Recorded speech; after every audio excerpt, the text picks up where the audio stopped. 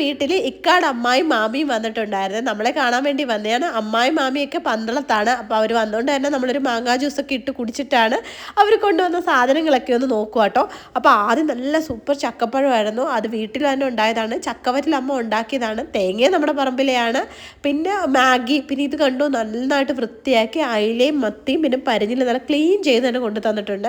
പിന്നെ മുന്തിരി ഉണ്ടായിരുന്നു, ഏത്തപ്പഴം ഉണ്ടായിരുന്നു, പൂവൻപഴം ഉണ്ടായിരുന്നു, ബിസ്ക്കറ്റ്, കൊള്ളപ്പം, ഡാർക്ക് ഫാൻറ്റസി, മിക്ചർ, ഐസ്ക്രീം, പിന്നെ സ്നിക്കേഴ്സ്, അങ്ങനെ കുറേ സാധനങ്ങളുണ്ടായിരുന്നു. പിന്നെ 2 കിലോ ബിരിയാണി അരി വേവുന്ന ഒരു നല്ല പുത്തൻ ഒരു പോട്ടുകൂടെ എനിക്ക് കൊണ്ട് തന്നായിരുന്നേ. പിന്നെ ഉച്ചക്കത്തുള്ള ചോറ് സഹിതം അമ്മ കൊണ്ടുവന്നത്. നല്ല ഒഴിച്ചേറി ഉണ്ടായിരുന്നു, ബീട്രൂട്ട് പറഞ്ഞിട്ടുണ്ടായിരുന്നു, പ്രത്യേക മാരിനേഷനുള്ള ഒരു നല്ല മത്തി വറുത്തതുകൂടെ ഉണ്ടായിരുന്നേ. പിന്നെ ആണെങ്കിൽ നമുക്ക് 4 പൊതി ഉണ്ടായിരുന്നു. ഒരെണ്ണം നമുക്ക് രാത്രിത്തേനാണ്, ഇപ്പം 3 എണ്ണം ഇപ്പം കഴിക്കാനും.